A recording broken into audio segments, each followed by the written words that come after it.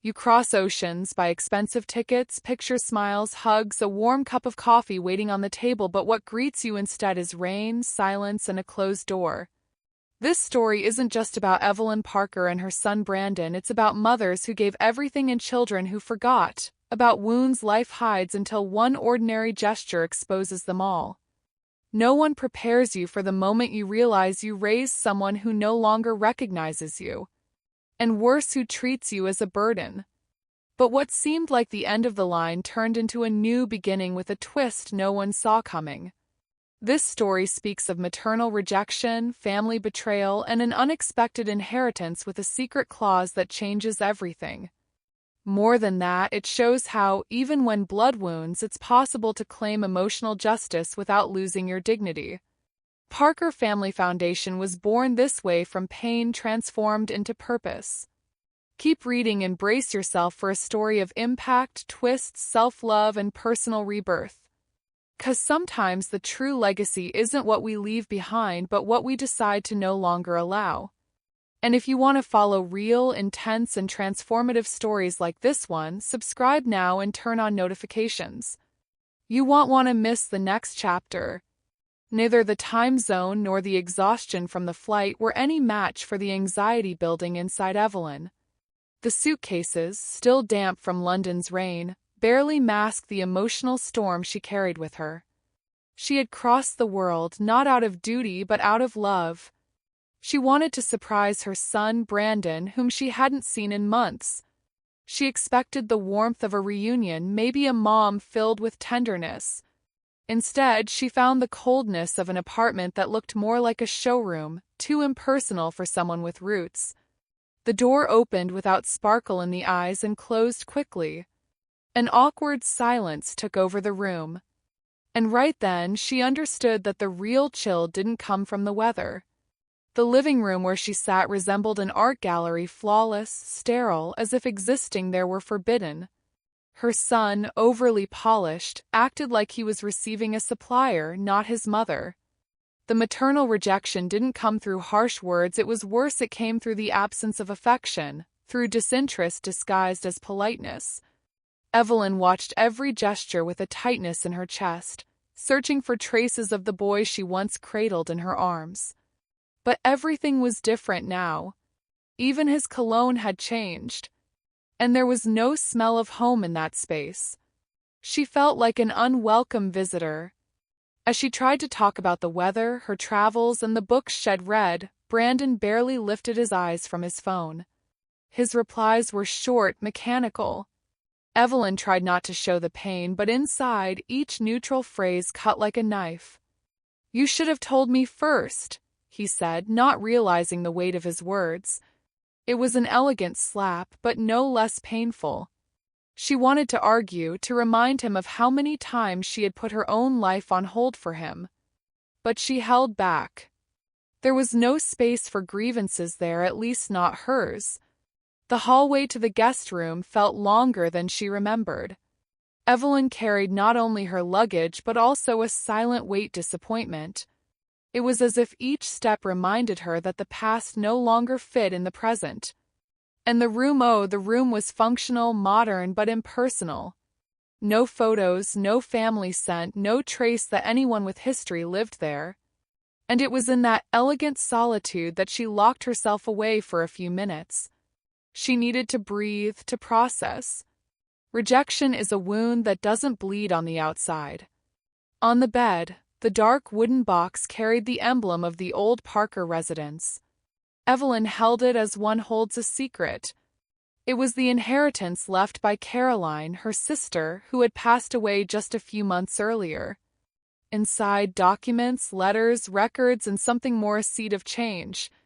By touching that recent past, Evelyn remembered who she was before all this.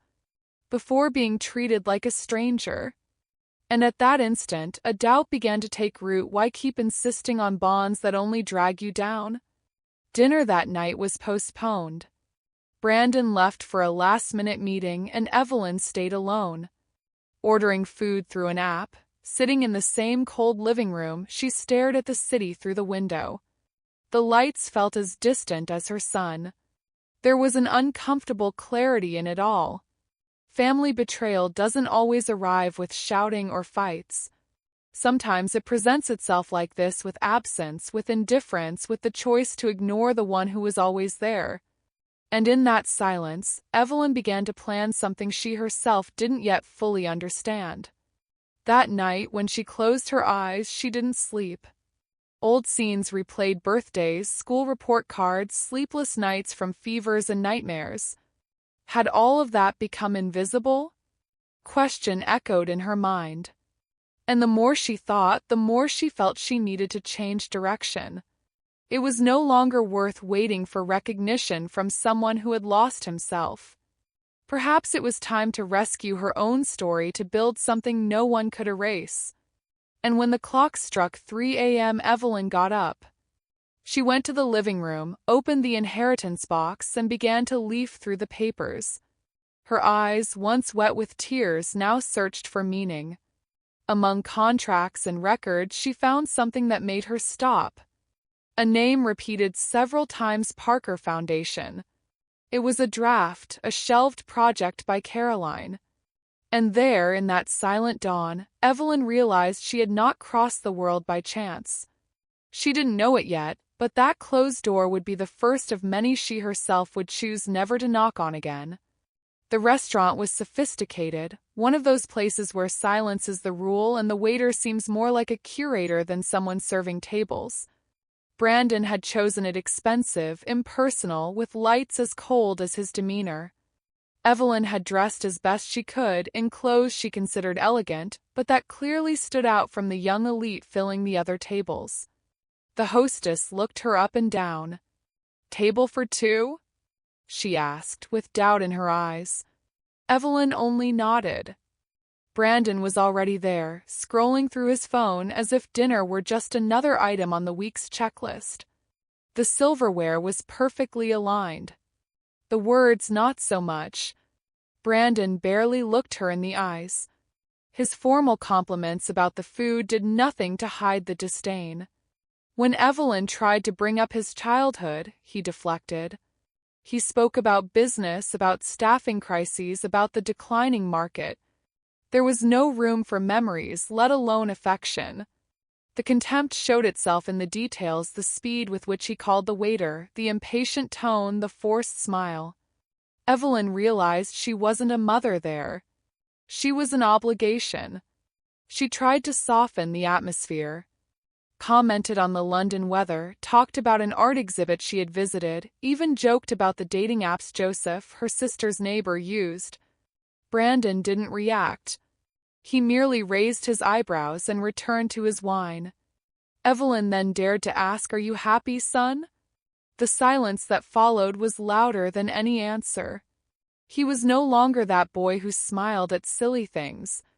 Now there was armor, a script. As if feelings were signs of weakness. Maternal rejection seemed to drip down the white tablecloth. Brandon dodged even her compliments. Evelyn noticed when he discreetly checked his watch, as if praying for it all to end soon. And then came the blow: "Mom, you need to understand that my routine is different now. I have commitments." The sentence lingered in the air. Evelyn swallowed hard. She didn't cry, didn't argue. She only smiled with sadness. That statement wasn't just about time. It was about priorities. And right then she understood exactly where she stood. When the main course arrived, Evelyn couldn't even taste it. The food was flawless, but her stomach was locked. She thought of Caroline, of the inheritance she now held, of the Parker Foundation papers. She remembered the shelved project, the handwritten notes. And at that moment, something inside her began to shift. Quiet alert.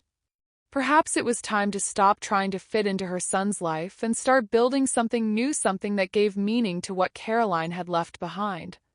Life had handed her a key. All that was missing was the courage to turn it. The waiter brought the bill without being called, as if reading the atmosphere. Brandon paid without even glancing at the total and was already getting up before Evelyn finished her coffee. "Well, talk later," he said, grabbing his phone again. She stayed there, seated, watching the empty glasses, the couples chatting, the glow that no longer existed between her and her son. It was official, there was no space left for her in that story. And accepting that was the first step in leaving the role of victim and taking on the role of author of her own story. In the taxi ride back, Evelyn looked out the window as the city passed by indifferently. She thought about the secret clause she had skimmed through in the documents, a no-contest clause that would prevent any beneficiary from challenging the inheritance without consequences. That could change the game if she chose to act. But before that, she had to decide if it was worth continuing to force herself into a place where she was no longer welcome. The answer was beginning to take shape in her mind, between the blurred city lights and the memories that refused to fade. At the apartment door, Evelyn hesitated before entering. She wished the atmosphere would be different, but she knew she would find the same silence. And she did. Brandon wasn't there. His absence screamed louder than words. So she sat on the couch, opened her phone, and started searching for a number. Anthony. It was time for a serious conversation. Maybe the dinner had been a disaster, but it had served its purpose. It had shown her that boundaries had been crossed. Now it was time to redefine them. And she would do it the only way she knew, with firmness, without outbursts, but with the strength of someone who was tired of being ignored. The night came heavy, wrapping the city in a dense veil of silence. Evelyn, seated on the edge of the guest bed, rolled between her hands the key to the dark wooden box. An old object, once Caroline's, now entrusted to her as a final gesture of faith. The unexpected inheritance wasn't just financial, it was symbolic, loaded with secrets and intentions. Evelyn felt that by unlocking that box, something within her would also be unlocked. A cycle, a grief, perhaps a new phase. With the dim yellow glow of the bedroom lamp and the city asleep beyond, she finally turned the key. Inside there were sealed envelopes, carefully folded contracts, sketched logos, land reports, letters from attorneys, and even scribbles on scraps of paper. On top, in firm handwriting, Parker Foundation draft of the future. Evelyn brought her hand to her mouth, holding back tears. Caroline had dreamed of something larger than possessions or figures. She wanted to transform part of the family fortune into social impact. Education, art, community spaces. But she died before she could bring the project to life. And now all of it was in Evelyn's hands. Felt less like a gift and more like a mission. Brandon's words at dinner still echoed in her mind. Coldness, the distance, the disdain dressed up as politeness. Why insist on a relationship that only wounded her? Why keep trying to rescue something that perhaps had never been what she imagined? That night hadn't brought only pain, it had brought clarity. And inside that box, Evelyn found a new path. A purpose that did not depend on anyone's approval. She no longer needed her son to validate her. She needed to validate herself through action. Power to rewrite the story was finally within reach. Flipping through the documents, Evelyn came across Caroline's revised will, prepared shortly before her death. There it was, her own name, appointed as the principal trustee of the Parker Foundation, with full authority to decide the fate of the estate. Among the clauses, one in particular caught her attention: the no-contest clause, stipulating that any heir who challenged the decisions would automatically lose all rights. It was legal armor, protecting the project and an elegant way to ward off opportunists. Evelyn read the clause 3 times. A chill ran down her spine.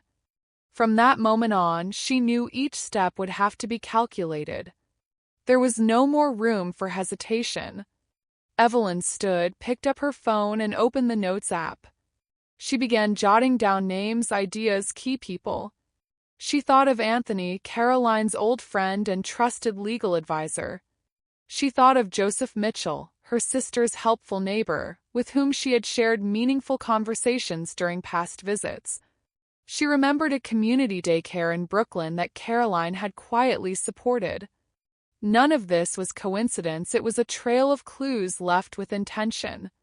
And Evelyn now was determined to follow every one of them, with her heart steady and her gaze clearer than ever.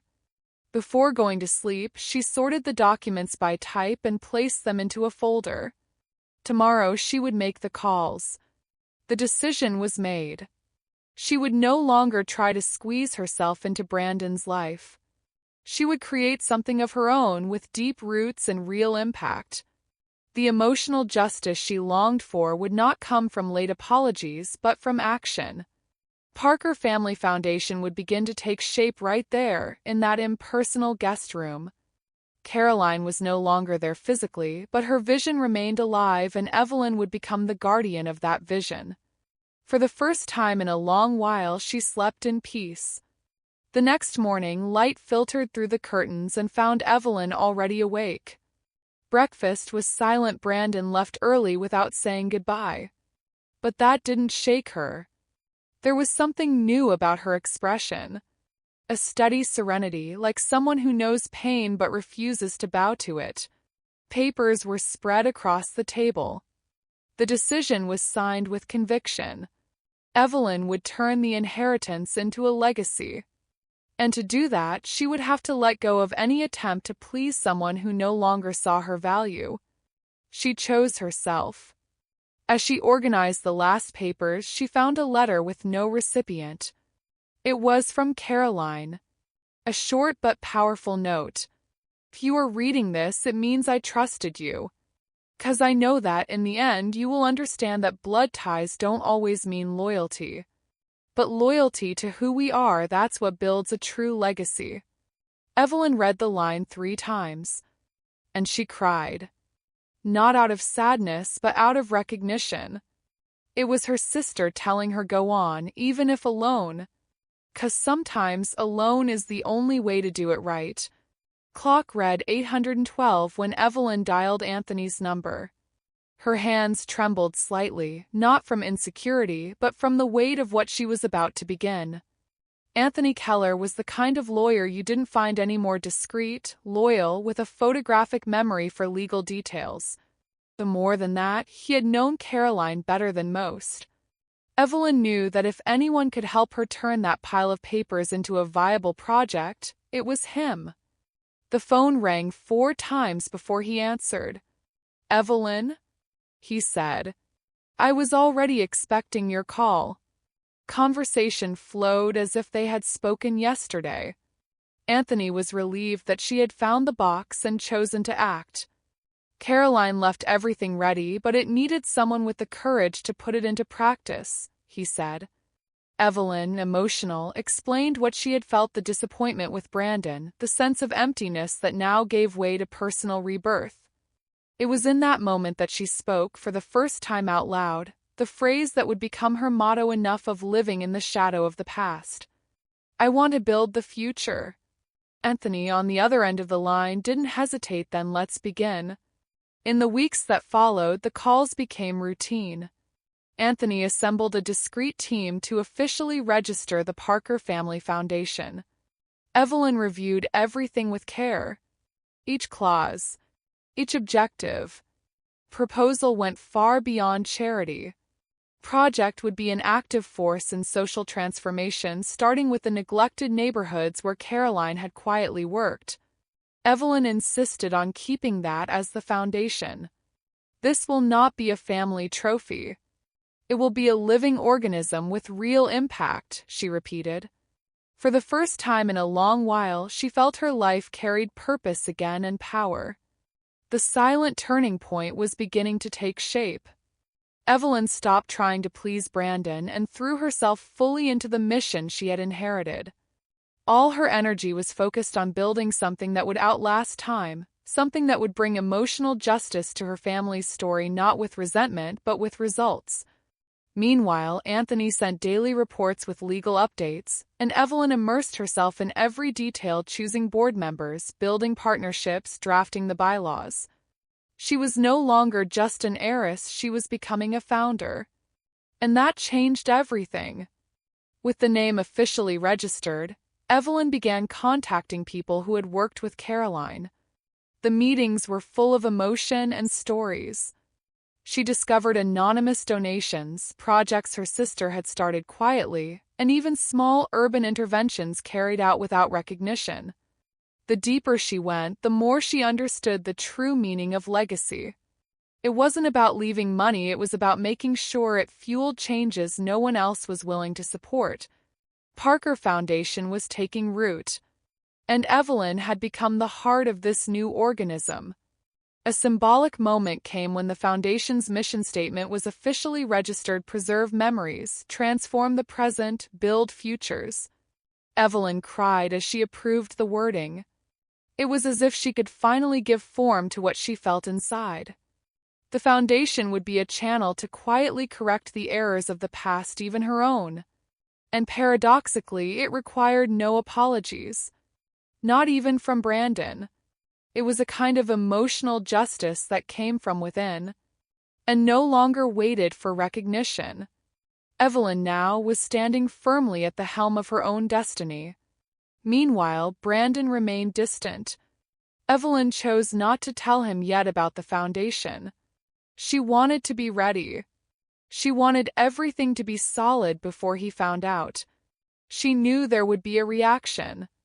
There would be conflict over the inheritance, maybe even confrontation. But now she was prepared. Anthony took care of the legal shield, while Evelyn nurtured the soul of the project.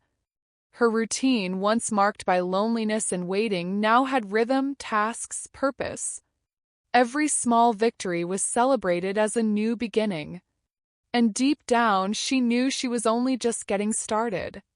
At one of the last meetings that week, Anthony asked, "Have you thought about the first big public announcement of the Foundation?" Evelyn smiled. "Not only have I thought about it, I already know where it will be. In the house where Caroline grew up. We'll start with what carries emotional value. True legacy begins when we stop running from the past and learn to build with it." And at that moment, Evelyn felt whole again. Not because of money, papers, or prestige, but because finally she was being true to herself. In the 3 months that followed, Evelyn transformed. Not only outwardly, despite the change in style, the new habits, the purposeful morning walks, but most importantly, inside. It was as if the initial pain had become fuel for something greater.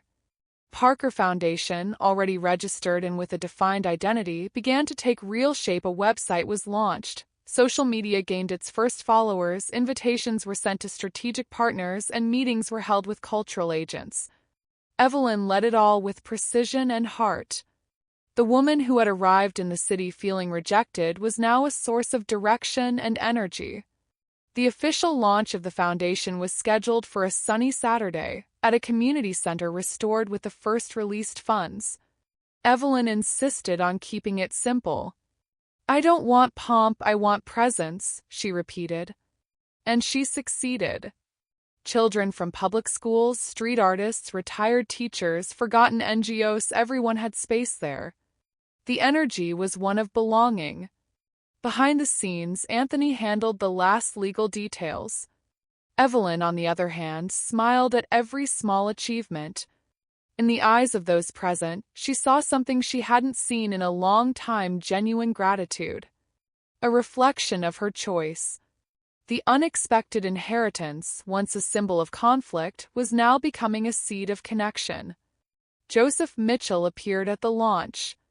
Caroline's longtime neighbor. He approached with a shy smile and a gift in hand, a watercolor he had painted of the house where Evelyn and her sister had grown up.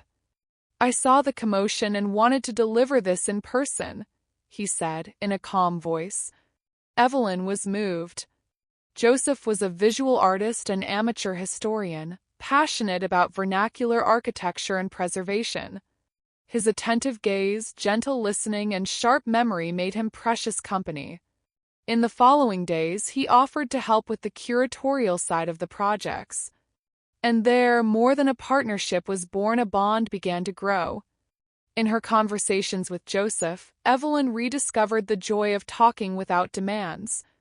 They spoke about the city's history, about Caroline's letters, about the need to protect old buildings from real estate speculation. She felt heard something rare in recent years. Joseph, in turn, saw in her an admirable strength, a woman in rebirth who needed no frame to shine. Connection was subtle but firm, a kind of affection that respects time and boundaries. Evelyn began to realize that there was room to build new relationships without carrying past guilt. Meanwhile, the foundation's team was taking shape. Evelyn hired 2 women who had volunteered with Caroline, a cultural project manager and a community mobilization specialist. Both knew the marginalized neighborhoods like the back of their hand. Evelyn insisted that salaries be fair and contracts clear. No charity disguised as philanthropy. What she wanted was transformation with dignity. And that was reflected in the goals, in the reports, and above all, in the way people felt part of something greater. It was a new model of legacy, one that is built together. The media began to take notice. Small social impact blogs reported what they called the silent rebirth of a traditional family. Evelyn preferred to remain in the background. She said she didn't want to be the face but the foundation. Even so, she knew the value of good communication. With Anthony, she ensured transparency in reports and published every step of the project. She wanted to avoid any shadow that could open a door to conflict over the inheritance. She knew Brandon could react at any time, and so she prepared each step with legal firmness and emotional sensitivity, strategy and heart. On Sunday mornings, Evelyn and Joseph walked through historic neighborhoods, observing old houses, mapping possible spaces for cultural initiatives. These walks became almost rituals. In one of these conversations, he asked, "Do you think Brandon will ever understand all this?"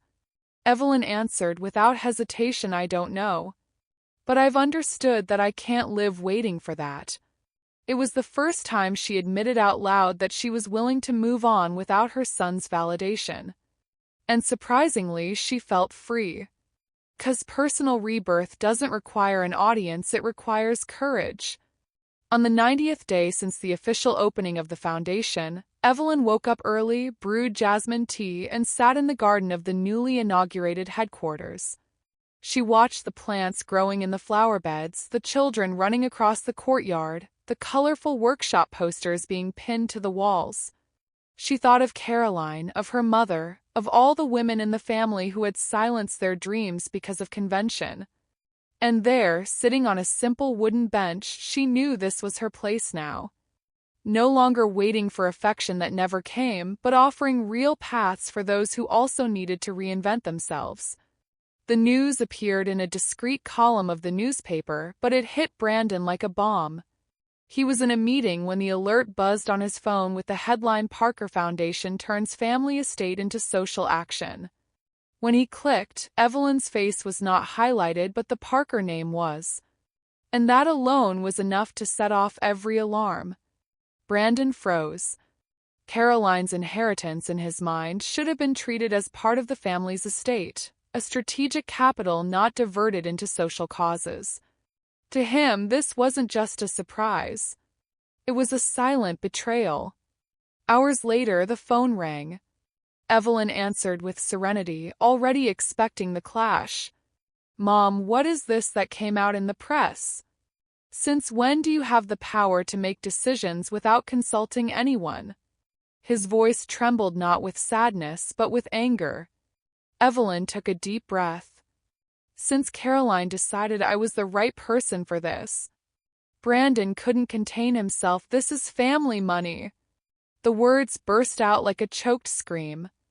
Evelyn felt the impact, but she didn't back down. "Yes, and I am family too, and am honoring what Caroline left behind. You may not agree, but you can't erase that." Conversation stretched for long minutes. Brandon tried to argue in business terms, speaking about ROI, liquid assets, investment potential. Evelyn, on the other hand, stood firm, explaining that everything was legally backed, with reviewed documentation and very clear clauses. When he hinted that he might consult an attorney to review the will, Evelyn simply said, "Go right ahead. But be aware that any attempt to contest comes with consequences." Brandon didn't grasp it at first. He thought it was a bluff. But Evelyn wasn't playing, she was protecting something larger than her own pain. In the days that followed, Brandon discreetly contacted old family advisors. He discovered that the foundation was, in fact, registered with a physical headquarters, active projects, and most surprising support from respected cultural figures. He felt excluded, betrayed. The unexpected inheritance he had imagined managing was now out of reach. And it hurt more than he admitted. To him, Evelyn had always been that loving, somewhat emotionally dependent figure. He never expected to find her leading a foundation with such weight and structure. For the first time, he realized perhaps he had underestimated his own mother. Evelyn, meanwhile, continued her routine. She didn't celebrate her son's discomfort, this was never about revenge. But she understood that standing by her decision was essential for her integrity. Joseph, sensing her silence, offered a listening ear. "Do you feel guilty for not including him earlier?" Evelyn answered honestly, "I feel relieved for not waiting for him." That was the essence of her transformation. It was no longer about seeking approval, but about respecting her own boundaries. The inheritance conflict was inevitable, but she was no longer a prisoner of the fear it carried. Brandon, in an attempt to regain ground, sent a formal email requesting a meeting. Evelyn responded with courtesy and clarity, inviting him to lunch in a neutral place a few days later.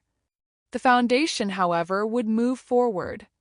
Nothing would be put on hold because of his reaction. Behind the scenes, Anthony reinforced the validity of the no-contest clause, which would protect Evelyn legally. But her real strength came from somewhere else: conviction. Evelyn knew she had done the right thing. And no amount of yelling, emotional blackmail, or veiled threats could ever take that certainty away again. Press began speculating about possible internal disputes within the Parker family. Evelyn maintained her public silence. She knew feeding headlines would backfire.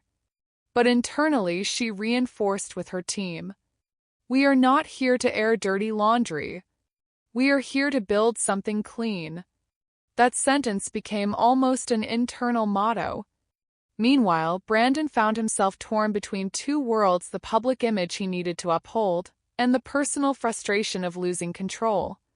The external threat, until then invisible, began to show signs that it wouldn't just come from the press but from his own inability to face the new reality. Inside the foundation, Evelyn began to inspire not just respect but admiration. Young volunteers spoke of her serenity, her vision, her ability to remain calm even under pressure. Joseph, watching closely, once told her, "You know what you did? You traded the right to be heard for the power to transform." Evelyn smiled. It wasn't easy, but it was real. And in this new chapter, there was no more space for distorted versions of what family is. True legacy was now being built with firm choices and the courage to move forward even when that meant opposing the ones you love the most. Anthony arrived promptly at 9 a.m. at the foundation's headquarters, folder in hand, expressions sober. Evelyn was already waiting with freshly brewed coffee and an open notebook. She knew that day would be decisive. They sat in the meeting room, away from the curious eyes of the staff. Anthony opened the folder, pulled out a copy of the will revised by Caroline, and pointed to an underlined section: the no-contest clause. "This," he said, "is more than a legal clause. It's a line of emotional protection." Caroline knew that one day someone might try to twist this game by force. Evelyn read in silence, absorbing the weight of what it meant. Clause was clear: any beneficiary who legally contested the distribution of the inheritance and lost would automatically forfeit any future rights. There was no room for loopholes. It was a legal lock, but also a silent cry of defense. With a knot in her throat, Evelyn understood what her sister meant when she wrote that blood ties don't always mean loyalty. Caroline knew the family's undercurrents, hidden ambitions, strategic smiles. And even while trusting Evelyn, she wanted to ensure the foundation would survive intact, even in the face of internal attacks. Anthony explained that the clause had been crafted based on famous cases of families who made headlines with endless court battles. It's like an invisible wall. It's there, no one sees it, but it stops the bullets from reaching what really matters. Evelyn was moved. She felt protected, yes. But more than that, she felt authorized. That clause validated her decision. It wasn't selfishness nor retaliation. It was firmness with emotional justice. The foundation would not become hostage to family instability. Brandon chose to contest, he would risk losing everything. And now that had to be said clearly. That was when Anthony suggested something bold. Tell him. Be transparent. Not as a threat, but as a boundary. Evelyn hesitated. She feared how Brandon would react. But deep down, she knew it was the right thing to do. It was no longer possible to keep everything in silence. The foundation was growing in strength, and the absence of dialogue could be read as omission. It was time to set clear boundaries. And Evelyn, who once silenced herself to avoid conflict, now understood that silence can also be violence. She decided to schedule lunch with Brandon. Not to negotiate, but to inform. That night, Joseph showed up with a bowl of risotto and a bottle of red wine. Evelyn smiled, grateful for his calm presence. During the meal, she told him about the clause. Joseph listened attentively and, at the end, said, "You're not just protecting an estate. You're protecting your peace." That phrase echoed in Evelyn's mind. Yes, that was exactly it. The foundation was more than an organization. It was the symbol of her rebirth. Allowing the past to contaminate this new path would be like erasing everything she had built in so little time. In the days that followed, Evelyn rehearsed every argument in her mind, anticipated reactions, practiced responses. She knew Brandon would react with anger, perhaps even with scorn. But this time, she no longer needed to convince, only to communicate.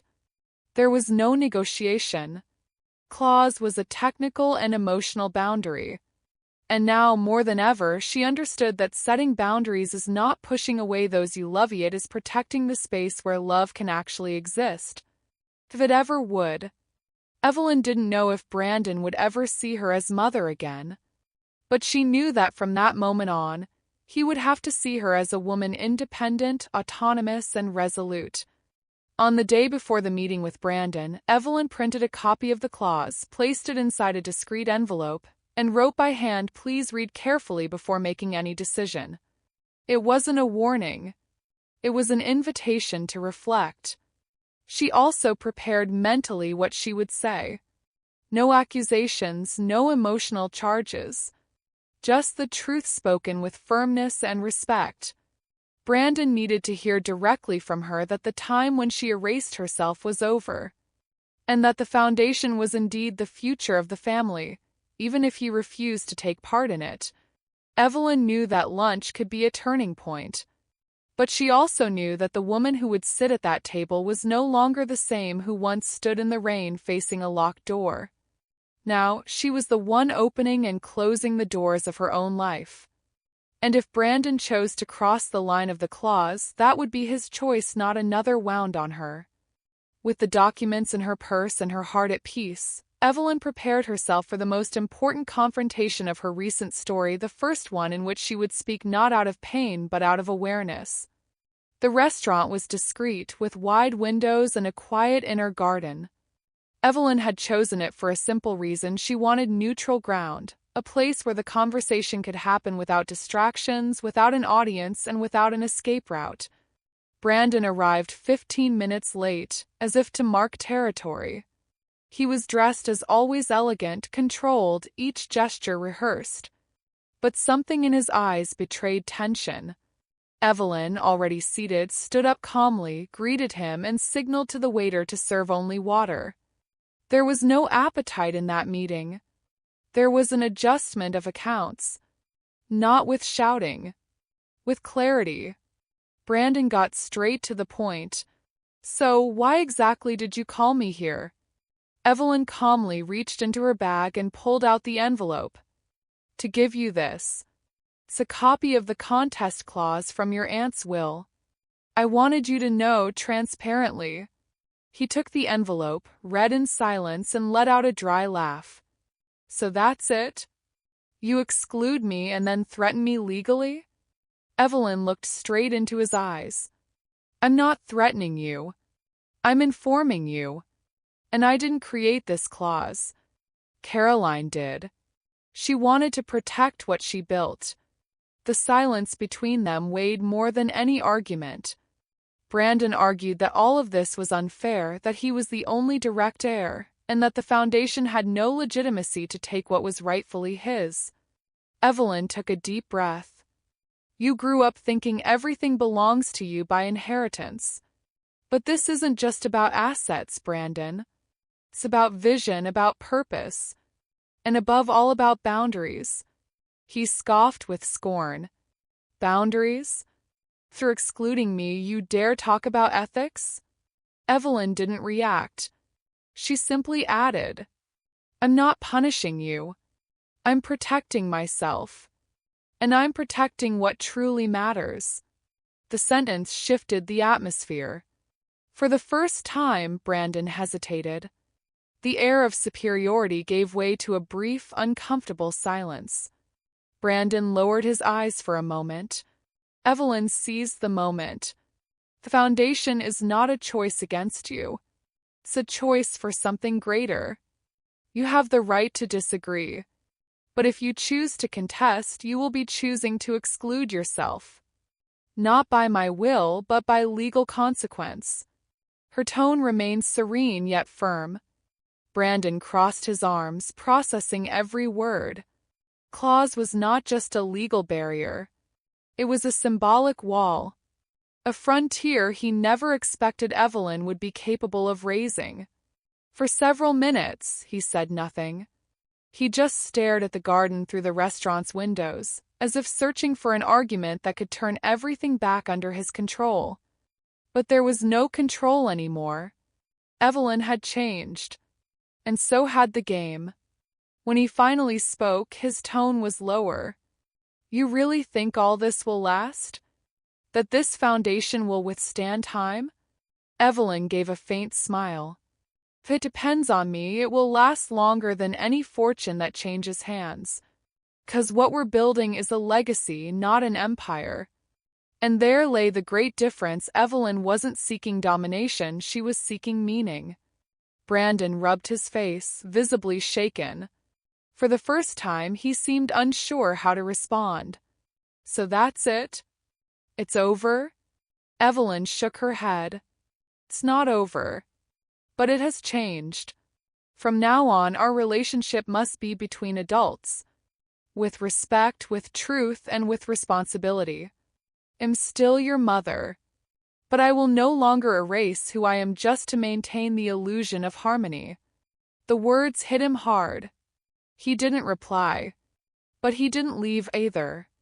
He just stayed there, digesting what felt indigestible, the idea that the power he thought he had no longer existed. Before ending the meeting, Evelyn made one last offer. "If you want to be part of the foundation, there's space. But it will be under clear terms. With functions, goals, and accountability. There are no permanent seats for anyone. Not even for me." Brandon raised his eyebrows, surprised. This was new. This was real. Evelyn stood up, left the envelope on the table, and said goodbye with a light kiss on his cheek. Brandon didn't say a word. He just remained seated, with the claws in his hands and his pride wounded. For the first time, it was he who had to choose between fighting out of ego or opening himself to a new path. Side on the sidewalk, Evelyn took a deep breath. Her body felt lighter, as if she had shed an old armor. Not because she had won, but because she had finally taken a stand. Setting boundaries doesn't destroy bonds. It reveals who is willing to respect them. And in that moment, she understood she had done all she could. The next step was no longer hers. It was in Brandon's hands. And maybe, just maybe, he would begin to understand that real power lies in knowing when to stop trying to control and start building. 2 days after lunch with Brandon, Evelyn received an unexpected email. It was from Sophia Mitford, her son's fiancée. The tone was respectful, almost timid, yet direct. She wanted to talk. I believe there are things Brandon can't bring himself to say, and maybe I can help clarify what's going on. Evelyn hesitated for a moment, but agreed. They scheduled the meeting at a small cafe downtown, far from the spotlight and the Parker name. When Sophia arrived, she carried on her face something Evelyn did not expect: fragility. She was not the controlled woman of social media. She was someone carrying a heavy weight on her shoulders. Within the first few minutes, Sophia laid out the first truth. Brandon is not doing well. Company has been in crisis for over a year. He hasn't told anyone. Evelyn stayed silent, listening carefully. Sophia continued. He felt betrayed not just by the foundation's decision, but because he was counting on that money to save the business. Only he'd never admit that. Evelyn understood everything at once. This wasn't just about inheritance. It was about wounded pride. About the mask of success Brandon wore to hide his insecurities. And now, without control of the inheritance, that mask was crumbling.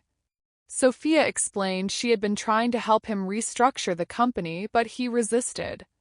He was raised believing he had to be impeccable, never vulnerable. And now that everything is falling apart, he doesn't know where to start. Evelyn breathed deeply. She remembered the countless nights she had stayed awake because of Brandon protecting him, fixing problems, keeping them quiet so his dreams wouldn't be disturbed. But perhaps protecting him too much had done harm. Perhaps it had fed a pride that now kept him from asking for help. Sophia was being more honest than her own fiancé. And in a way, that was a sign that something could still be salvaged. During the conversation, Sophia revealed another layer. He feels like he's lost you. And deep down, he feels ashamed for having failed you, for failing the business, for failing the image he tried to maintain. Evelyn didn't know whether to cry or thank her for such honesty. Because at last she understood the confrontation wasn't against her, it was against Brandon's fragile sense of identity. And there, between 2 cups of coffee and a simple wooden table, Evelyn realized there might still be space for healing. But not through impositions. Through listening. Through boundaries. Through hard truths. Sophia held Evelyn's hand. He needs you. He just doesn't know how to say it. With the serenity that had become part of her, Evelyn replied. I can be present, but I will no longer carry anyone on my back. That isn't absence.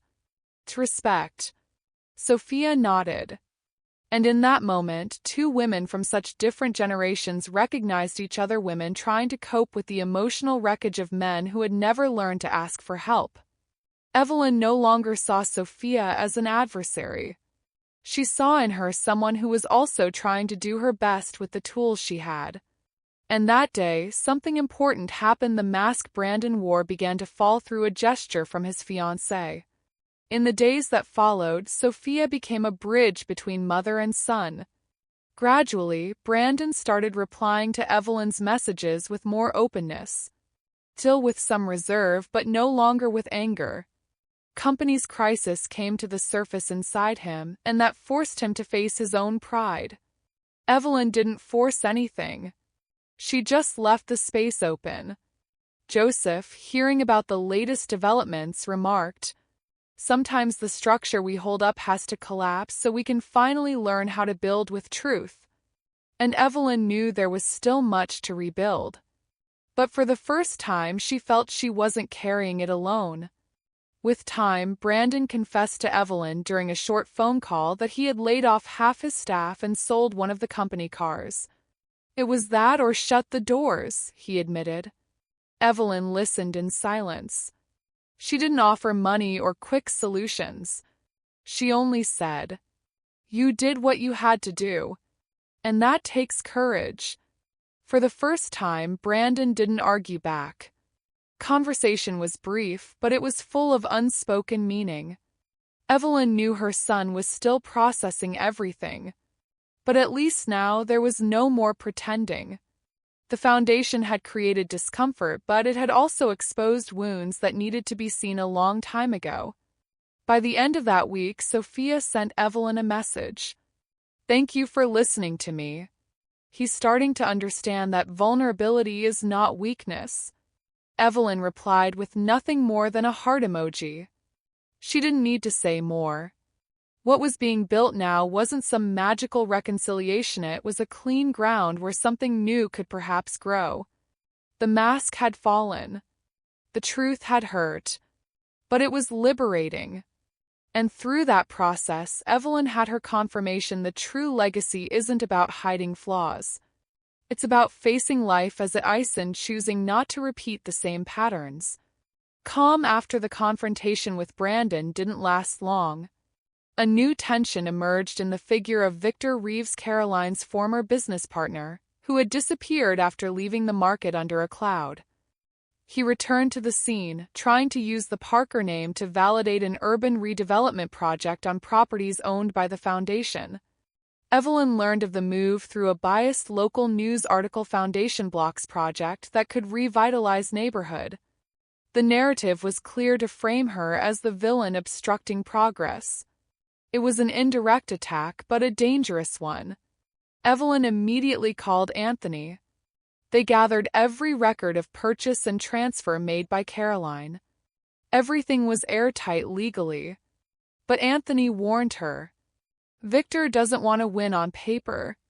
He wants to win in public opinion.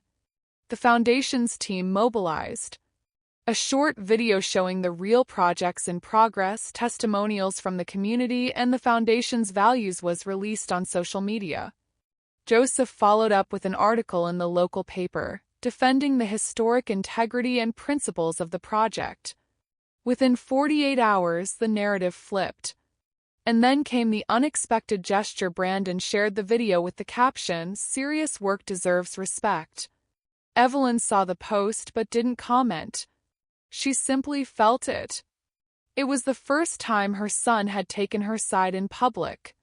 Victor tried another strike. He released old photos with Caroline, insinuating a possible personal relationship, trying to delegitimize Evelyn as heir of the mission. But the answer was technical. Anthony published with authorization a section of the will where Caroline named Evelyn sole curator. Clean, precise hit. Victor disappeared from the headlines. His attempt to manipulate the media had failed. Evelyn understood once again that she didn't need to respond with scandal. All she needed was to keep focus and structure firm. The external threat had only reaffirmed what she already knew: the foundation was not fragile. And neither was she. With each new challenge, Evelyn grew stronger, more aware of the space she occupied.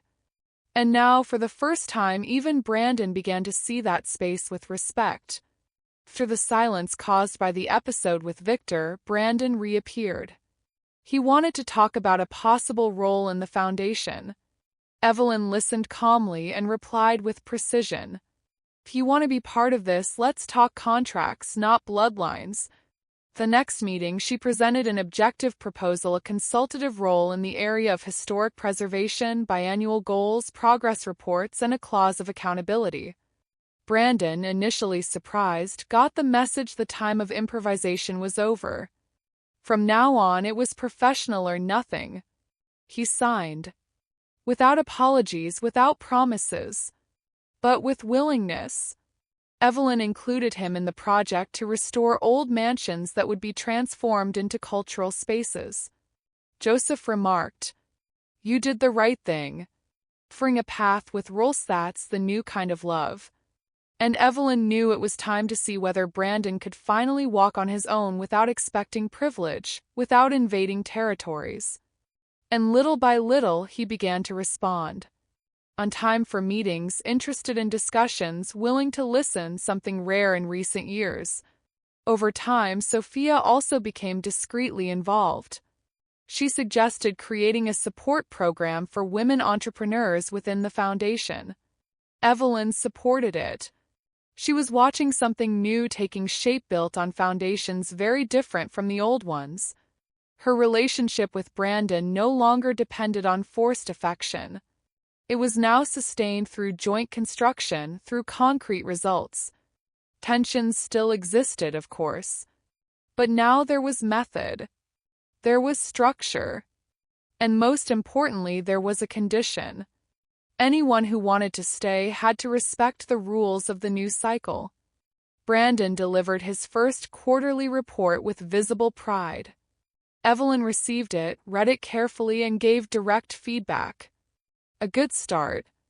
But you can go deeper. He wasn't offended. He simply nodded. It was a new way of relating without neediness, without emotional blackmail, with mutual respect. Evelyn understood that by demanding structure, she opened the door for her son to enter, but through merit, not through last name. And at last, the cycle of dependency was beginning to break.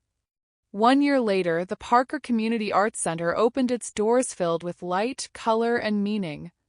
The restored mansion welcomed families, children, artists, and teachers at an event that celebrated far more than an inauguration. Celebrated a quiet turning point, built with persistence. Evelyn walked among the people with a light heart. She didn't give a speech. She let the murals, the smiles, and the workshops speak for themselves. The legacy was alive, breathing on its own. Didn't need explanations, it only needed to exist. Brandon arrived late in the afternoon, with Sophia and their baby daughter in his arms. He handed the baby to Evelyn and said only one word. "Thank you." That was all. But it was everything. Reconciliation came without formal words. Came through gestures. Through presence. Joseph, standing beside Evelyn, held up a frame with the phrase she had chosen. Built with courage. Sustained with conscience. Together they hung it at the entrance. There it stood, firm, what so many had tried to deny, a new form of family, more honest, more conscious. Today the foundation thrives. Brandon works in historical curation. Sophia leads programs with women in the community. Evelyn, with her feet on the garden path and her eyes on the center, knows she never needed to defeat anyone. She only needed to stop erasing herself. True legacy is not in the last name. It is in the courage to break patterns and create something no one else had the strength to create. And so, sitting on the wooden bench by the garden, watching her granddaughter play and the projects flourish, Evelyn understands she didn't inherit a mission. She chose to live a purpose. And that no one will ever be able to contest. Perhaps the hardest part is not facing abandonment, betrayal, or silence, but making the decision not to repeat what once hurt you. Evelyn Parker learned that by living it. She turned pain into direction. She chose presence with boundaries, love with responsibility, and reconnection without erasure. And if this story touched you in any way, share it with someone who needs to know it is possible to begin again, even when family fails. And don't forget, subscribe now and activate notifications. We still have many stories like this to tell. 'Cause in the end, the true legacy is never just what you leave behind. It is what you sustain when no one else believes.